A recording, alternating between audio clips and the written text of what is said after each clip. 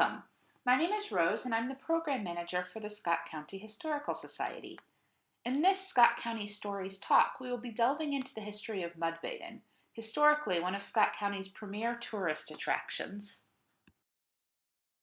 First, a little bit about who we are. The Scott County Historical Society has a museum with rotating exhibits and a local history and genealogy research library located in downtown Shakopee. We also run a 1908 historic house where we hold tours and special events. We maintain a searchable collection of county artifacts and hold programs and events for all ages throughout the county. To start with, let's put Mudbaden in some context.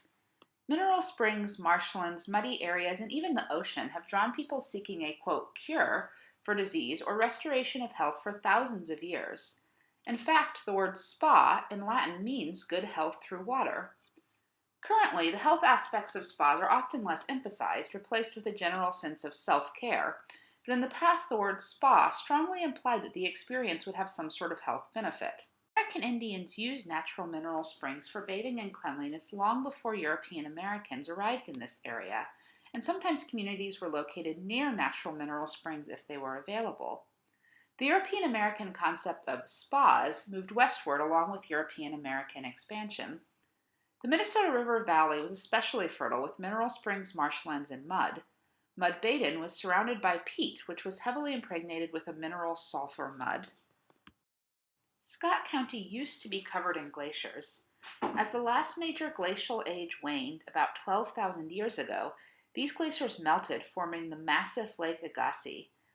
As glacial dams broke, the lake drained rapidly. In this area, that took the form of Glacial River Warren, which carved out what is now the Minnesota River. The force of this massive water movement left kettle holes, depressions that filled with mud and formed the foundation for the area's brick industry. It also left streams and seeps running through the rock in the Minnesota River Valley, sources for the mineral spas of the future. Jumping forward a few years, supposedly, an 80-acre tract of land about 2 miles from Jordan was the last piece of land to be homesteaded in Sand Creek Township. This land was so poor that it had never been taken up from the government. Just prior to the turn of the 20th century, a man named Ole Rosendahl produced final proof notices and became owner of this boggy chunk of land. As Ole tells it, sometime around 1900, a peddler tried to cross a marsh with his horse and wagon and got stuck in the mud on Ole's land. As Ole struggled to help the peddler get free, they stirred up the mud, releasing the sulfur fumes. The peddler's next remarks would change the whole course of Mr. Rosendahl's life. He said, "You've got a fortune here." Evidently, the peddler had been to Germany and was familiar with the success of sulfur mud baths and spas that were in operation there. Sulfur, at the time, was thought to treat skin irritations, arthritis pain, allergies, inflammation, and more. Mr. Rosendahl contacted the University of Minnesota to learn more about the curative qualities of sulfur mud. Afterwards, he began cooking the mud in a wash boiler on his stove and started giving treatments to locals in his kitchen. The first treatment we know of was given to Ernie Morrell, who received a mud treatment for ringworm on the back of his hand. Whether it was the heat of the mud or just coincidence, Ernie declared that the hand cleared up. A short time later, a large house built in 1855 by master carpenter Benjamin Morrell was purchased by Ole Rosendahl and moved to his property to become Rosendahl Sulphur Springs. On December 27, 1906, an ad appeared in the Jordan Independent stating, "Mr. Rosendahl assuming ready for patients." The text of this advertisement read, quote, "The large sanatorium which Ole Rosendahl is having erected at the site of his sulfur springs here is assuming a finished aspect, being in fact partially completed. The main part is 26 by 50 in dimensions, 2 stories in height, and there is an addition nearly as large. A considerable portion of the sanatorium is now finished, and Mr. Rosendahl will soon be ready to receive and care for his patients. It is his plan to have hot water heat and electric light in the building. He reports wonderful cures, especially of rheumatism. A recent case was that of a Minneapolis physician who became so badly crippled with inflammatory rheumatism that he couldn't come out to Mr. Rosendahl's, so the latter sent him some of the mud and water from the sulfur springs, believing that its use would put the man of medicine sufficiently on his feet to make the trip to the healing waters of Jordan. But lo and behold, The application of the mud and the use of the water at his own home so cured the doctor that he found it unnecessary to come at all, and he immediately resumed his medical practice. Now, the wording of this article is important.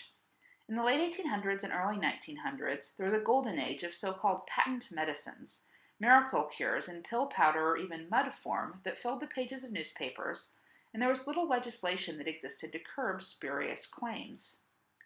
Just before Mudbaden opened, a law had passed attempting to protect the public, and it was no longer legal to make false medical claims in advertising.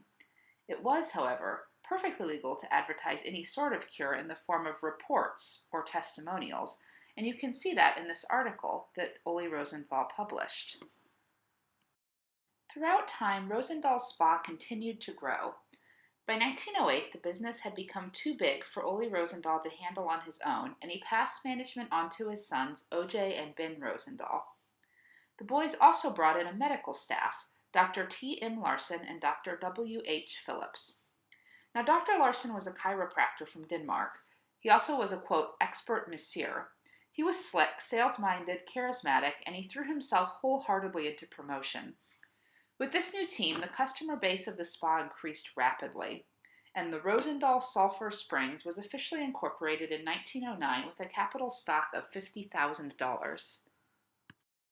In 1910, construction began on a new building at Rosendahl Sulphur Springs. This facility was 124 feet long and 24 feet wide, including a porch, steam heat, and hot and cold water in every room. It would accommodate up to 70 patients at one time. In 1911, as business continued to prosper, O.J. Rosendahl and Dr. Larsen officially purchased the land and facilities from Ole Rosendahl for $30,000. The name was changed again, this time to Mudbaden Sulphur Springs.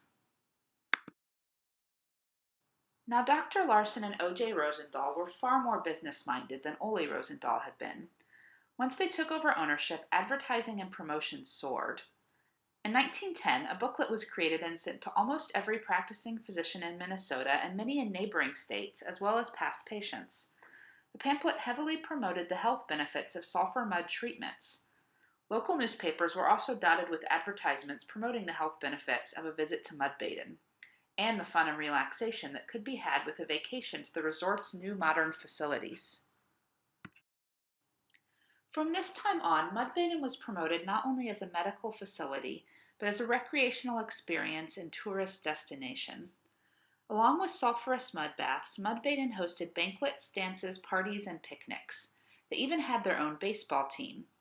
In this picture, you can see Dr. Larsen in the white suit and hat on the third from the right. In 1912, a convenient new rail station was built along the Omaha line, 100 feet from the front door of Mudbaden. Trains began to run regular daily routes to and from the facility. Now, Mudbaden could not have been built at a more apt time. In the early 1900s, health and science were all the rage. A rough understanding of germ theory and the scientific method was becoming more widespread, and people were clamoring for new cures that would relieve the suffering from old ailments. Not only this, but with new health practices, a greater percentage of the U.S. population was reaching old age, meaning that Mudbaden's advertised cures for rheumatism, or arthritis, were suddenly in higher demand. In 1912, the proprietors of Mudbaden claimed that patients came from Minnesota, Wisconsin, Iowa, North and South Dakota, as well as many other states, reaching to the Pacific and Canadian provinces. In 1913, Dr. Larsen bought out O.J. Rosenthal's half interest in Mudbaden and continued to build, adding new summer cottages and new electric lighting. The grounds were beautified, and Mr. Sly of the Jordan Electric Light Plant made improvements to the lighting both inside and out. The capacity of Mudbaden was also increased by several rooms of summer cottages, and 4 new rooms were added to the brick addition. Now, many tourists came in, but there were also local customers. For example, local barber Doc Ferner had a chair located at the end of a passage, and he went to Mudbaden twice weekly. Then, in 1914, Dr. Larsen sold his interest in the sanatorium for $100,000 to a corporation organized under the name Mudbaden Sulphur Springs Company. Heading up this venture were Joseph Kerner, a well-known seed salesman and druggist in Jordan, E.J. Schmidt, P.G. Velbrockum, James McGrath, and Dr. Larson, who maintained an interest. The new owners began plans for construction of a modern building of steel, concrete, and brick at a cost of $100,000. Patient capacity was increased to accommodate 200.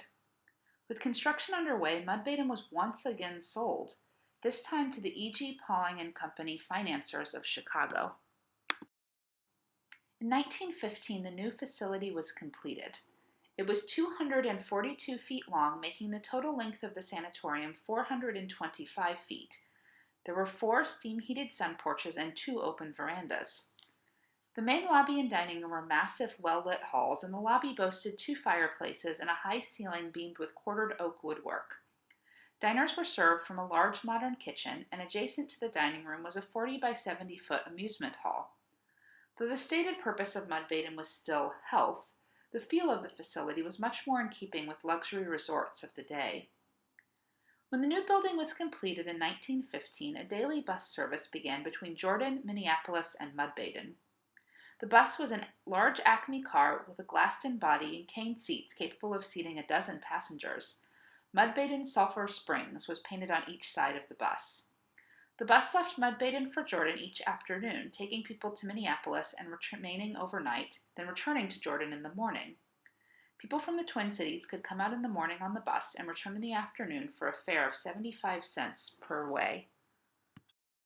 A promotional pamphlet from the 1920s claimed that, quote, nearly 1,000 Minneapolitans, among them priests, clergymen, rabbis, members of executive clubs, and a great mass of members of the Great Outdoors Club, financiers, laborers, professors, and mechanics visit this curative resort each year. In spite of Mudbaden's fancy new offerings, the base of the spa still rested in mud. The sulfur-laden mud around the property was harvested each day and taken into the spa for use in treatments. The process was labor-intensive. First, the mud was dug out of the ground with a hand-operated crane and loaded into a cart on a small rail track that was built for the sole purpose of moving mud. The cart was drawn, again by hand, into a space known as the mud room. This space featured a large mixer connected to a gas engine. The mixer broke up the mud, and staff removed any vegetation or rocks that had become mixed into the muck. The mud was then heated, creating the proper temperature and consistency for the curative processes. The health treatments at Mudbaden took place in mud rooms that were divided by gender. When patients went in for their treatment, they would be directed to a mud table. These were massive steel tables with a shallow basin on top where hot mud was placed 3 to 6 inches deep. As patients laid in the muck, additional mud was placed over them, covering their bodies except for their faces. The goal of the treatment was to sweat in the sulfur-rich air. After the mud treatment, patients were rinsed in a large tub in the center of the room and then wrapped in blankets and given sulfur-infused water to drink to increase their sweat. Finally, they were taken to a cooling room and given a massage. These treatments all took place in the morning, leaving the afternoons free for entertainment and relaxation. Though Mudbaden advertised its sulfur services for many different ailments, the most common patient complaint was rheumatism or arthritis. While the treatment would not have cured arthritis, heat and humidity are still used today to help control arthritis pain. There is some scattered evidence that also points to sulfur helping with arthritis pain, but no large, well-controlled studies have ever been conducted. If nothing else, spending a period of time relaxing, getting daily massages, and being catered to by room service likely made many patients who suffered from chronic pain feel temporarily better. 1924 saw an enlargement of staff and the addition of research equipment, hospital facilities, and laboratory supplies. The medical staff had 3 attending physicians and surgeons, 3 consulting physicians, 1 resident doctor, 4 nurses, 1 lab technician, 2 masseurs, plus 42 other employees. An X-ray machine was also added, as well as 2 surgical operating rooms. According to manager J. Earl Kemp, 1924 was the best year in the history of Mudbaden. Quote, it was beautiful, clean and quiet and restful with a friendly social feeling. The extensive park-like grounds were planted with green lawns, flower plants, shrubs, and trees. End quote. Now, Mudbaden was well known, but it was not the area's only mud spa or resort, and Shakopee was Mud Cura, slightly more health focused and slightly less resort focused than Mudbaden. Jordan also boasted the Jordan Sulphur Springs and Mud Bath Sanitarium Company. In 1925, Mudbaden purchased this business and then quickly shut it down to focus on the main establishment. Mudbaden experienced a bit of a lag during the Depression years and the years of World War II. In 1948, the facility was sold again to David E. Braum of Chicago, but by 1950, advances in modern medicine had, to many people's minds, rendered the services offered at Mudbaden obsolete. On July 1, 1952, Mudbaden closed its doors. The facility was purchased by the Sacred Heart Novitiate, an affiliate of the University of Notre Dame in South Bend, Indiana. The building was occupied by postulates and used in the training of prospective Catholic priests. Trainees stayed for 1 year at the facility, living mostly in silence. Religious vows were taken at the end of the years, after which the novices returned to Notre Dame to continue their academic and religious studies. The chapel was located in the formal lobby, renovated with an altar of black walnut and pews of oak. Above the altar was a carved canopy. The circular tabernacle had hammered bronze, and the doors were embossed with the emblem of the Congregation of Holy Cross. Specially designed light fixtures were installed to brighten the sanctuary and chapel, which seated 110.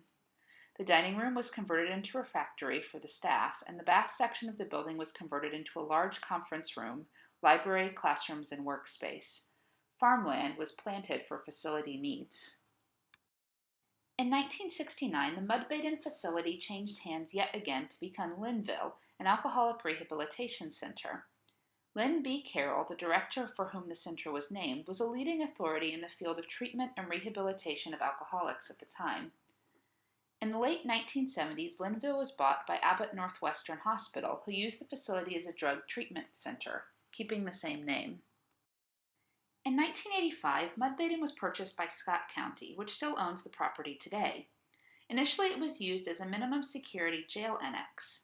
Today, former Mudbaden is known as the Scale Regional Public Safety Training Facility. The buildings are used for training and education opportunities for law enforcement, firefighters, public works, and other county services. If you have the opportunity to attend a class or visit the facility, you can still see its former glory in graceful woodwork and large, airy windows. Even if you are unable to go inside, it is still worth it to drive by and see this building that was once the medical pride of Scott County. Thank you so much for joining us for this talk on Mudbaden. If you have any questions, don't hesitate to reach out at the phone number or email address and the contact information below. If you're interested in other parts of Scott County history, check out our other Scott County Stories videos on the Scott County Historical Society YouTube channel. Thanks, and I hope you have a great rest of your day.